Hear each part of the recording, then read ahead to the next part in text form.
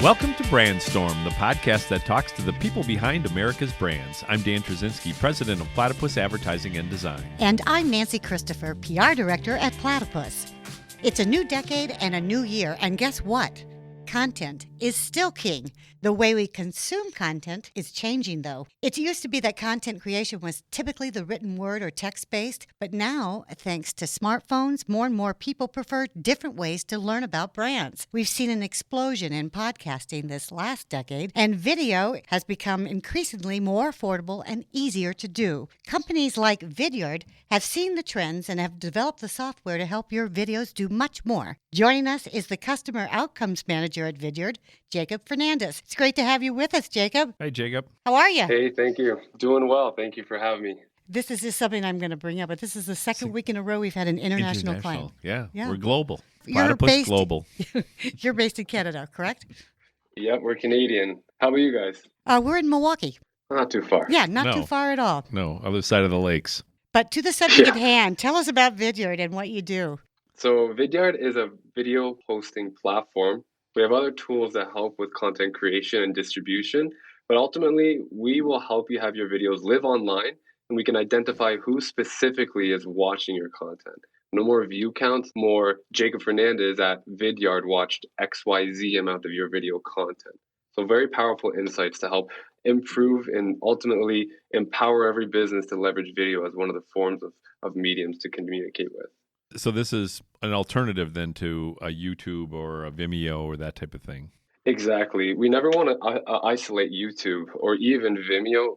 YouTube's the second largest search engine online. Right. But when individuals are coming to your organization's website, you need more insight to understand who is digesting the information and who's actually watching your content. So identifying viewers is something we specialize in, which we can obviously push that data into multiple marketing automation like Hubspot or even CRM as well. So do users have to then log in or something like that before they can watch the video, or how are you getting that information? Or is that secret? Oh, no, it's not secret. So there's lots of ways we can identify users. So if you don't have marketing automation, Vidyard has custom forms that can force a viewer to fill out before engaging with the content. Kind of like before when you'd host a webinar on your webpage, you want them to fill out a form to gain access. Right. So that's how we can manually identify. But if you have individuals, let's say, that are already in your HubSpot system or any CRM or marketing automation platform, we can literally integrate that data to Vidyard to automatically identify, score, and track engagement. So describe the features in your platform. Oh, yeah. So aside from hosting, which we specialize, we have a great tool called Vidyard for Sales. It's actually a content creation tool. It's a Chrome extension, which is actually free to anybody to use. And it allows individuals to record like a selfie style video, their screen, a portion of a web page, etc., and easily distribute it to email or even download for content creation. Well, that's pretty cool. That is cool. I mean, if I have like a tip that I want to give to the office, I just do a selfie of myself in video and I send it off to everyone in the office. Does the tool itself help you with editing, or is it just what you see is what you get? We really love to have raw video content. Okay. It's more authentic when it comes that way. Yeah. We can trim, beginning or end if necessary, but it's just an easier form to communicate. And ultimately, if you're a sales individual, to actually stand out in someone's inbox, I'm receiving a video instead of a paragraph, it's a great way just to distribute and digest information a little easier. Yeah, I'm seeing a lot more of like people doing that on LinkedIn and stuff. They're just doing the selfie tips or something like that, and just creating content on the fly versus typing. But if you're doing like a how-to video or something like that, Jacob, it would seem to me you need to edit that, don't you? Right. And that's why we allow you to actually download video assets. So we ran a huge program with HubSpot where we enabled HubSpot users to have video features. And one of those problems is exactly what you said.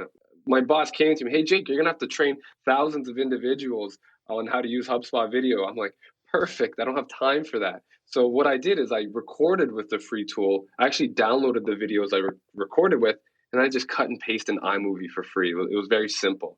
So there was a time and a place to put a little bit of video editing skills into some of your content, like, how-to tutorials, etc. But half the time, our CEO, when he's communicating messages to our team here, he just goes on PowerPoint, records his screen, and just kind of dives through talking points to help educate us on what's going on with the business. And if you want to upload video, that's all free, right? Yeah, up to 5 videos you can upload, to the back end for sure. But hosting videos on Vidyard on a web page, you are limited when using our tool for free. Okay, so what other features are in the platform? Yeah, so we do a lot of things to help enable individuals to see and empower their video content. Some things when you're hosting video content, Vidyard has some really neat features like calls to actions or annotations to pop up at the end or anytime through the video. We love to do choose your own adventure guide. So after someone maybe watches a homepage video, right, just a demonstration of your services, imagine being able to pinpoint them around your website right after the video without them having to manually search for content. So you can really control the buyer's journey after, in between, or wherever in your video asset. So you basically buttons come up or something during the video and say, go Sure. to this page now, or that type of thing? Exactly. And we enable the user to style it however they want. So it's not just kind of tacky buttons being populated. Any designer can make it look and feel like the brand itself. And is that part of the free platform or is that part of the paid platform? You're going to cough up some dinero for that. Yeah, but, okay. In Milwaukee, we like things for free. Yeah. Oh, of course. Milwaukee and free. Those are the two magic words. Exactly. Yeah. Well, hey, you'll be able to use a lot of Vidyard for free, especially when you're creating and communicating with video and even putting a couple videos on your website. That's no problem. But if you're really trying to empower your video asset, Vidyard asks for a little bit of coin to help with that. But so is it a subscription-based model then, or is it pay for play? Yeah, of course. Okay. We have a low tier cost and we have a high tier cost. So we can start at $20 a month for Vidyard Pro. That allows you to brand the pages. Yeah, it removes Vidyard branding, gives you more videos to embed on your site, and you can have lots of features like calls to actions and whatnot. But when it does get into our enterprise features, it's all seat based. It all depends on X amount of videos. We can go from $80 a month to sometimes even thousands if necessary. Can you do this with podcasts as well?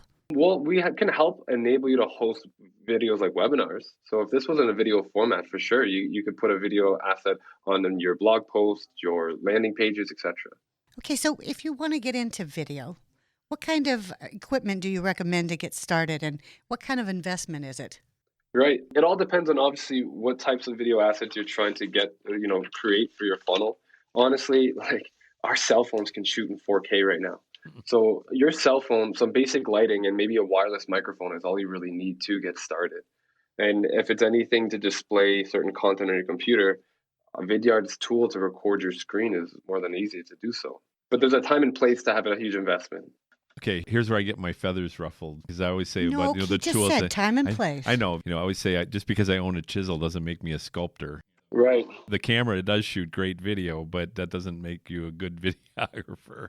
So, no, and I know exactly. you're not saying no longer use agencies like produce professional videos and edit videos, but I agree there is a place for that authenticity of that kind of selfie video, versus something that's almost too slick, that resonates and works with people. Yeah, we have something called like a production pyramid here. So Vidyard uses agencies all the time. Agencies are perfect. At least our opinion here is from the awareness perspective, right? Really telling a story about the brand and painting a picture for when people are first introduced to your organization. Using professionals at that point is one of the best ways to obviously captivate the viewer when engaging with your video content, but really painting the picture on what that business is trying to represent to their audience. But there's some things like education and content for a decision. Like from an education perspective, you can get that done in-house, right? You can do a lot of tutorials, a lot of content. And from a decision-making process, I mean arming salespeople or customer-facing reps who can just send quick video assets at a time. You actually want to empower your employees to actually create that content to alleviate costs. But big projects like new product launches to rebranding or just brand introduction, that's where agencies really do come and play. And we have a huge partnership program here at Vidyard where agencies can actually leverage our services, and we refer companies to our existing agencies depending on where in the world people are. Well, that's nice of you. You also say in your literature that there are 6 must-have videos that brands need to have in their content. Tell us what those are. Right. If you are getting started with video, there are 6. So to start off, I think explainer video content is very important. This is like early discovery of your brand and what types of services you can provide to your target audience. So this is going to actually help educate your buyers, around how you can provide a gain and how people can win with your services. You can even use this as a lead generation perspective too. I think next is actually more how-to video assets. Now, when people are customers of your organization, what types of video assets should be created to actually educate them on how to use your tools or services successfully? Number 3, personally, I think would be thought leadership videos, empowering executives or individuals in your organizations that are expertise in the services to really promote your organization online and social. This will establish like expertise within the industry, obviously on a given topic, and educate the audience and ultimately like create like a human connection between your brand and to the individuals who are watching. Obviously, number 4 would be webinars, right? Yep. What can we put on display for our prospects to obviously kind of change their perspective on something they never really thought about and really educate potential customers around like relative issues within the industry. And obviously, this can be a huge driver for leads as well if it's a successful campaign. Case studies, of course, right? How are other people in my industry using your services and are winning with your organization? And it doesn't have to be crazy. If you guys can go on site to your customers and they agree, that's one of the best ways to really hear it from themselves. But sometimes you can get audio recordings being sent, via internet if you guys don't have the resources to fly to your customers. But case studies is probably really important just so people can understand, hey, people in our industry, are they winning with your services? So number 5 would be case studies and then demo content, right? Like, how can you help me specifically? And you can even match demo content with like culture as well too. Like, how is your organization? Like, what are you guys about? Aside from obviously how you're helping customers, how are your employees experiencing your industry too? Cool. Yeah, I have a question about webinars. As I get this question all the time, and I'll save my answer until after your answer. But I get how long should a webinar be to be effective? I mean, do you have analytics on the backside that say, hey, a half hour is better than an hour or 45 minutes? Or I can tell you my tolerance is a half hour. Okay. Oh, and I'm actually on the same page. Honestly, if you can get your message across in a short amount of time, that is so beneficial. I think we do webinars that are like 15 minutes sometimes. 15 to 30 minutes, I think, is where the needle should be. Especially if you're engaging with topics that aren't relevant to you, you're going to exit the page. Like, if something breaks at home and you go on YouTube and you're trying to figure out how to fix a certain solution, and Buddy is showcasing all this irrelevant stuff and not getting to the problem, you're going to find the next video to help you out. So webinars is as long as they should be to get your message across and the value across too. There's my answer, because I always say when you're out of something good content, shut up. Yeah. Yeah, exactly. There's no right or wrong number to be exactly. It's just like this podcast could be 30 minutes like scheduled, or it can go further. It all depends on how long it takes to get all the answers, right? Or shorter, so step it up. Yeah. Right. Right. Yeah, exactly. I got lunch to go to though. Yeah. Jacob, you guys have really done a great job of creating content on your own website. You have a video strategy that kind of puts all your videos in very short, easy to digest content, little snippets. So what was your process of developing the video strategy for your site? So the video strategy for our site was led by our VP of marketing, and I believe our art director, Tyler and Raj. So our website is to be as simple as possible. What type of video content do we need to display, or what type of information in general do we need to display on our website for people to have the shortest amount of time on our webpage to understand what we do and drive the amount of clicks to lead generation to like a demo or sign up to Vidyard. So ours is very focused on lead generation and demand generation, but we really need to showcase video assets that will explain Vidyards to a T. So the video content side, I think our homepage video was like 2 to 3 minutes. And as you dive deeper through our funnel, you're going to find more detailed assets that will explain Vidyard to a more detailed level. Right. They've obviously bought in at that point, and they need to know exactly how to use things. So, yep. I've been saying for years that we're going to, and it's coming faster than you can think, is we're just going to be watching websites instead of reading them. So, I mean, this is definitely something that. Well, that would be weird. It is. It's just, you're just going to go from one video to the next video to the next video as this technology starts. I don't know. I still like to keep getting speed easier. read, though. I mean, I do like having Control. Yeah, I thought was interesting too. You will, when you upload a video, you guys will actually create a thumbnail, and you'll translate what's in there, and the dialogue will all be there to see. Yeah, what people don't know about is that video is actually a huge measure for SEO. So we transcribe videos not only for accessibility, so putting closed captions on the video asset, but the metadata in the description of the video asset actually can attribute your SEO score as well too. So having video and catering to, because Google reads the first 100 words for SEO purposes. So text will always be there for relevancy for Google search, but you can really boost your recognition on search engines by pushing video assets directly on your web pages. So lots of benefits. But even Facebook was saying, I think by this year, 2020 or 2021, 80% of all traffic online will be video. And you can see like trends right now, like TikTok, 1 billion users. Like it's ridiculous, right? There's so many ways. There's time and place for certain marketing efforts. So I completely agree. The text will work at certain aspects, and video will be great on educational aspects too. So there's that time and a place for everything. But like I said, personally, I bet you $25. You guys have watched the video in the last 24 hours. And it's just become easy. I watched you. Right. Yeah, there we go. So can you give me some examples of other brands that have effectively used either your platform or just video strategy in general that you think we should pay attention to? I think HubSpot is out there for number one with using our tools. They said the first skill a sales development rep needs is to learn how to video prospect. But I can't even imagine like what they're doing for video right now for the whole blog posts and landing pages and just educating their network. They're killing with Vidyard. And I don't know if you know this. If you guys are a HubSpot shop, you guys can use Vidyard for free and with HubSpot video. But that's another topic of a discussion. Anyway, any HubSpot listeners right now, you have a whole video suite for free with HubSpot. Wow. But then, I would think Marketo is using video to a T. I think they're more focused on the sales portion of video, but they're really killing it with it. Great. All right. So you said there was a subscription-based we talked about pricing model. Yeah. You've piqued my interest. How would we connect with you, Jacob?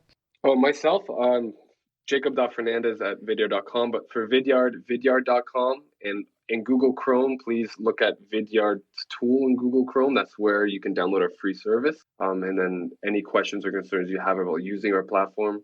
And it's Vidyard, right? Yep, exactly. Yeah, Video Backyard, Vidyard. Thank you so much. Yeah, this has been really cool. No problem. And just the last statement, like when people are trying to get started with video, there's a huge roadblock and a big stigma on how hard it can be. But just understand that when you're trying to leverage video, understand the process and types of material that are already winning with your organization, and just how can video maybe cater that to maybe have more of a digestible content. And especially sending emails now, you'll be surprised in how much engagement you'll get with the subject line, first name, I made this video for you. Personally, out of 3,000 emails, I'm having like 66% open rate. Wow. From a sales perspective. Yeah, so think about how using video in your newsletters and your marketing campaigns and in your event invitations. It can go a long way.